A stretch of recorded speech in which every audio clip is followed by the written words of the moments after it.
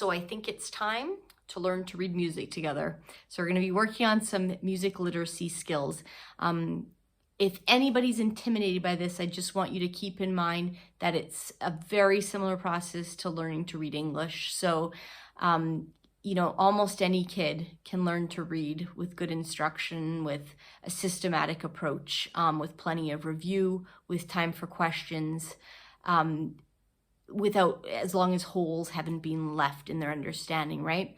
So very similar to this is learning to read music is so similar. So just like we teach kids the names for the letters, we're going to learn, first of all, just the names for some of the elements, the musical elements, notation elements we see on a page of music. We're going to learn to define those. So just like kids learn, you know, that A says a or a or whatever, we're going to go through and explain what each of these things you see on the page means, how to decode them, basically, and then ultimately how to practically, you know, look at a piece of music and start understanding how to realize physically, vocally, or instrumentally what we're seeing on the page. So we will get there, and we're going to do it very step by step.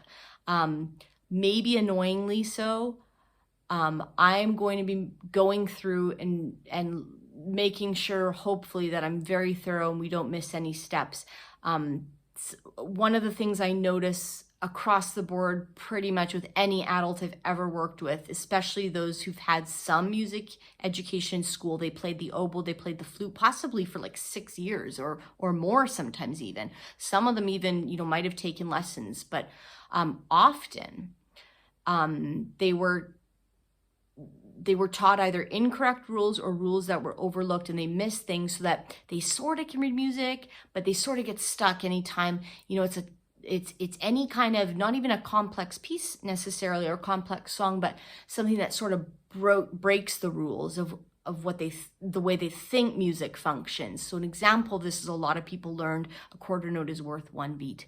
It's actually not. It sometimes is, but a lot of times it's not, even in not very complicated music. And if we've internalized that sort of, it can really mess with our understanding of rhythm, which is a huge component of being able to understand music. So I want to work through right from the beginning with defining what everything is called and then getting to the point where we can interpret what we see on the page, understand and interpret what we see on the page. So just like with reading a language, your eye sees the symbol, it interprets a symbol, i.e. places a sound with it, right?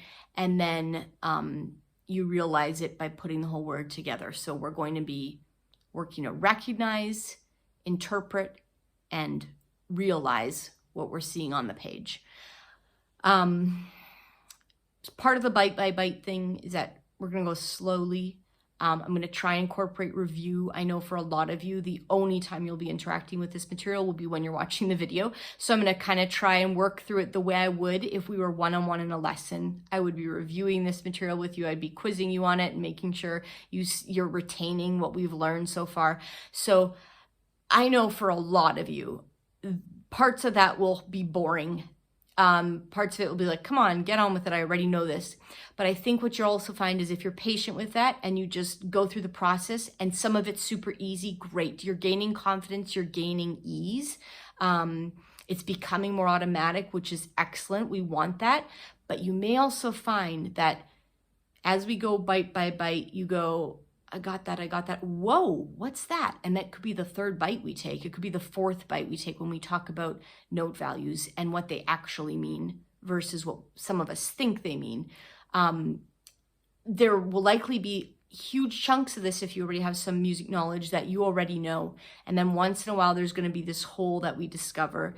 And those foundational elements, those foundational holes we find are really critical often to understanding music at a level that's where it becomes a tool you can actually use and apply it confidently, right?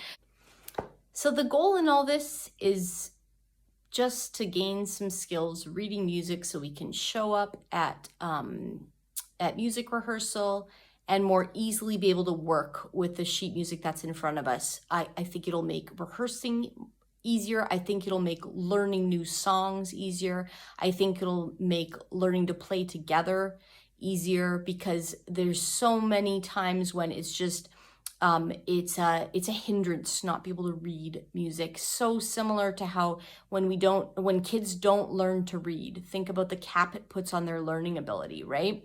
And how the world opens up to them when they can read music. I always say that one of the skills I most hope that my students leave my studio with, if they've been with me for a while, is really understanding how to read music, how to understand the rhythm particularly, and how to interpret the pitches and how to figure out where to put those on their violin, because they can then do anything they want with it when they're older. And if they choose to learn a different style of playing, or they want to play in church, or they want to play in a community orchestra, they can. All of those things, though, all of those ways of using their instrument rely on being able to read music.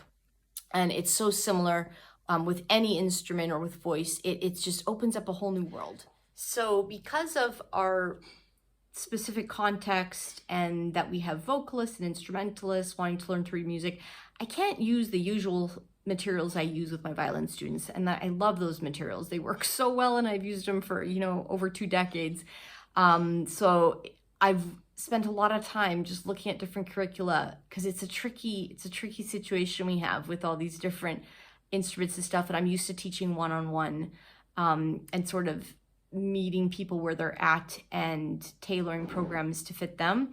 So I'm going to do my best here, but this is what I decided on as a spine, at least to start with. Ready to Read Music. This is by Jay Althouse.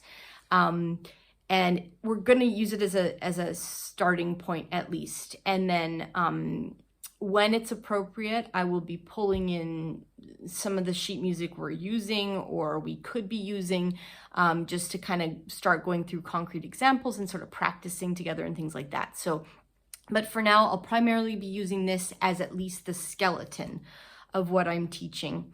It's systematic, and though the progression is a little bit different from what I usually teach, it's just like a lot of math programs.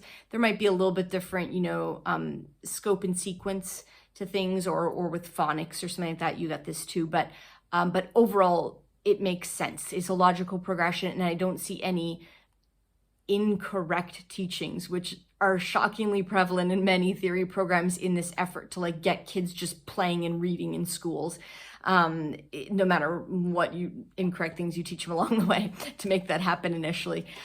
So I think this is a good way to go. We're going to try it. We're going to see how it goes.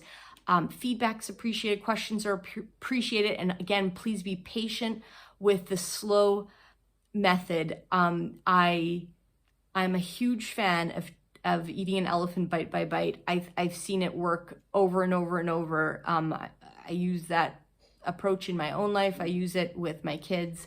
I've used it with all my students that will tolerate it. And I just see that usually those kids, they start slow, and it just looks like, wow, do we really have are we really going anywhere? And suddenly 4 or 5 years down the road, we just see incredible skill because the foundation is so solid. And then the upper levels of learning and understanding just can fly. They really can. When that foundation is strong, where it feels easy, and there's nothing difficult about these foundational points, and we don't really have to keep patching holes. It takes a while to get there, but then I think you'll find that it's just really easy to go beyond that. Then if you ever do want to do more with it, and you want to tackle really difficult music or really complicated stuff, your skills are there. You understand it. You understand the foundation of what makes music tick. And I'm hoping then you can really just run with it if you want to. But in the meantime, I'm hoping that, in time, you'll have a really solid set of skills to just bring to rehearsal every week and be able to look confidently at a sheet of music and just understand how to read it, how to interpret it, how to realize it, how to make it happen in your fingers and in your voice. So let's get started.